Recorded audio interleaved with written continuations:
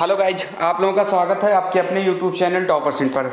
आज हम लोग जीएस के बहुत ही इंपॉर्टेंट क्वेश्चन लेकर आए हैं और ये क्वेश्चन जितने भी कंपटीशन एग्जाम में होते हैं उसमें आते जरूर नहीं। काफ़ी बार ये क्वेश्चंस रिपीट हुए हैं तो हमने सोचा क्यों ना अपने साथियों के लिए इसको ले जाया जाए। तो बहुत सारी क्लासेस इस पर ऑलरेडी हो चुके हैं, ठीक है, और हर एक क्लास की पीडीएफ इस क्लास में मिल जाती है। ऐसा नहीं कि आपको कुछ नोट करना है, एग्जाम चल रहा है, आप नोट करने का समय नहीं, जल्दी से देखिए इसको पूरा वीडियो और पीडीएफ डाउनलोड करिए, उसको एक बार रिवाइज कर लीजिए। चाहे आपके पास टॉप 100 आर्टिकल्स हम लोग कर चुके हैं, अगर आपको टॉप 100 आर्टिकल्स चाहिए वीडियो तो आपको डिस्क्रिप्शन बॉक्स में लिंक मिल जाएगी।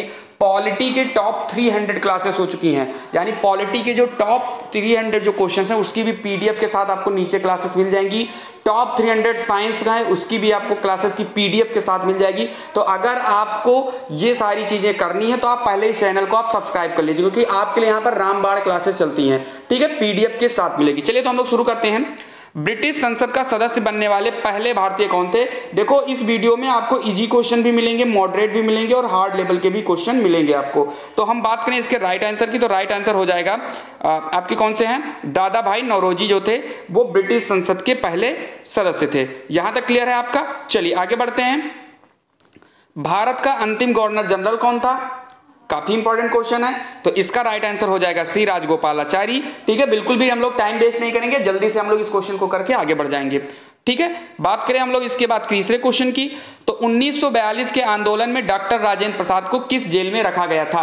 आप अपने हिसाब से आप टिक लगा लिया करिए, ठीक है। मैं इसका राइट आंसर बता दूंगा, तो इसका जो राइट आंसर हो जाएगा वो हो जाएगा बांकीपुर जेल। इसी में रखा गया था डॉक्टर राजेंद्र प्रसाद जी को, और ये क्वेश्चन कई बार एग्जाम में पूछा जा चुका है। बढ़ते हम लोग अपने अगली क्वेश्चन की तरफ। चिटगांव शस्त्रकांड किसके नेतृत्व में चलाया गया था? ये भी इंपॉर्टेंट है, तो इसका राइट आंसर हो जाएगा सूर्यसेन। सूर्यसेन के ही नेतृत्व में चिटगांव शस्त्रकांड जो था ये चलाया गया था। आगे बढ़ते हैं। भारत छोड़ो आंदोलन 1942 में किस महीने में शुरू किया गया था?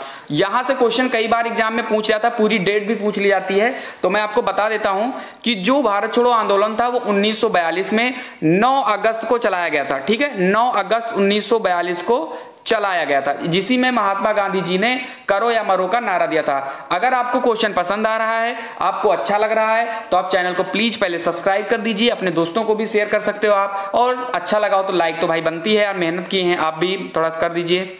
आगे बढ़ते हैं। जलियांवाला बाग हत्याकांड की जांच के लिए किस समिति का गठन किया गया था? बिल्कुल रैपिड फायर है, हम लोग रुकेंगे नहीं। तो हम बात करें तो जलियांवाला बाग का हत्याकांड जो हुआ था वो 1919 में हुआ था, ये आप सबको पता है, 1919 में। और किस समिति का गठन किया गया था? तो हंटर समिति का गठन किया गया था, इसके लिए याद रखिएगा। आगे बढ़ते हैं। भारतीय राष्ट्रीय कांग्रेस का पहला अंग्रेज अध्यक्ष कौन था? चलिए, तो पहले अंग्रेज अध्यक्ष की अगर हम बात करेंगे तो जॉर्ज यूल थे जो पहले अंग्रेज अध्यक्ष थे। अगर पहले मुस्लिम अध्यक्ष की नाम बात किया जाएगा तो बदरुद्दीन तैयबजी ये थे, याद रखिएगा। अंग्रेज अध्यक्ष में जॉर्ज यूल और मुस्लिम अध्यक्ष पहले अगर कहे जाएंगे तो बदरुद्दीन तैयबजी थे। आगे बढ़ते हैं। महात्मा गांधी को अर्धनग्न फकीर किसने कहा था? काफी इंपॉर्टेंट है, तो इसका राइट आंसर हो जाएगा विंस्टन चर्चिल, याद रखिएगा इस नाम को। आगे बढ़ते हैं। किसके शासनकाल को चित्रकला का स्वर्णकाल कहा जाता है? चलिए, तो इसका भी राइट आंसर हो जाएगा जहांगीर। और जहांगीर की अगर हम बात करें तो इनके चित्रकला और बाकी इन्होंने, आपको पता है, न्याय की जंजीर भी इन्होंने लगवाई थी। आगे बढ़ते हैं। शिवाजी के राज्य की राजधानी कहां थी? बताइए। तो इसका राइट आंसर हो जाएगा रायगढ़, ठीक है। शिवाजी के राज्य की राजधानी रायगढ़ थी। आगे बढ़ते हैं। हल्दी घाटी की लड़ाई कब लड़ी गई थी? बहुत ही सिंपल सा क्वेश्चन है, आप सबको पता है, तो इसका राइट आंसर हो जाएगा 1576 में अकबर और महाराणा प्रताप जी के बीच में ये लड़ाई लड़ी गई थी। बाकी आपको पता है 1526 में पानीपत का पहला युद्ध, 1556 में पानीपत का दूसरा युद्ध, 1761 में पानीपत का तीसरा युद्ध। ये इंपॉर्टेंट है आपकी युद्ध। अगर आपको युद्ध की वीडियो चाहिए, ठीक है, तो डिस्क्रिप्शन बॉक्स में लिंक मिल जाएगी, जितने भी हिस्ट्री में युद्ध हुए हैं सारे के सारी वीडियो आपको नीचे मिल जाएगी। आगे बढ़ते हैं। कबीर के गुरु का क्या नाम था? रामानुज, रामानंद, वल्लभाचार्य या नामदेव? तो इसका भी राइट आंसर हो जाएगा रामानंद। कबीर के गुरु का नाम रामानंद, इंपॉर्टेंट है, ये भी क्वेश्चन एग्जाम में कई बार पूछा जा चुका है। आगे बढ़ते हैं। किस मुगल बादशाह ने तंबाकू के प्रयोग को प्रतिबंधित किया था? तो तंबाकू के प्रतिबंधित जो किया था वो किया था जहांगीर ने, ये भी याद रखना। ये सारे क्वेश्चन जो मैंने लेकर आया हूं ये सब इंपॉर्टेंट हैं, सब किसी ना किसी एग्जाम में ये पूछे जा चुके हैं। अगर आपको क्लास अच्छी लग रही है तो कमेंट करके जरूर बताएं कि कैसी क्लास लगी आपको। पीडीएफ मिल जाएगा, डिस्क्रिप्शन बॉक्स में जाइए, बिना किसी देरी के मिल जाएगी आपको। अंग्रेजों को भारत में फैक्ट्री लगाने की अनुमति किस मुगल शासक ने दी थी? चलिए, इसका भी राइट आंसर हो जाएगा आपका जहांगीर। ठीक है, इन्होंने ही तंबाकू पर प्रतिबंध लगाया था और इन्होंने फैक्ट्री लगाने की अनुमति भी दी थी। तक्षशिला विश्वविद्यालय कहां स्थित था? हालांकि पहले भारत में ही था, लेकिन बंटवारे के बाद जो तक्षशिला विश्वविद्यालय है ये आपका पहुंच गया कहां पर? पाकिस्तान में। क्लियर है, आगे बढ़ते हैं। बाबर की मृत्यु कहां पर हुई थी? तो आगरा में बाबर की मृत्यु हुई थी। कृष्णदेवराय किस शासक के समकालीन थे?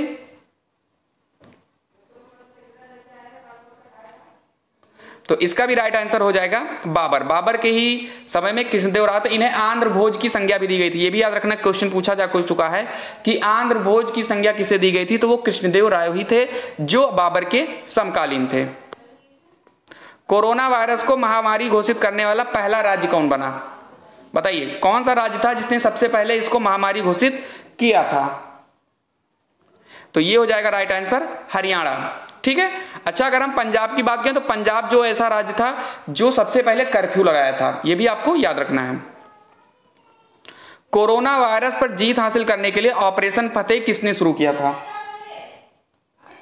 तो इसका राइट आंसर हो जाएगा पंजाब। ठीक है ना, पंजाब ने ही जो ऑपरेशन फतेह था उसकी शुरुआत की थी। आगे बढ़ते हैं हम लोग। जोजिला दर्रा भारत के किस राज्य में स्थित है, यह भी बता दीजिए। चलिए, तो जोजिला दर्रा की अगर हम बात करें तो ये हमारा जम्मू कश्मीर में स्थित है।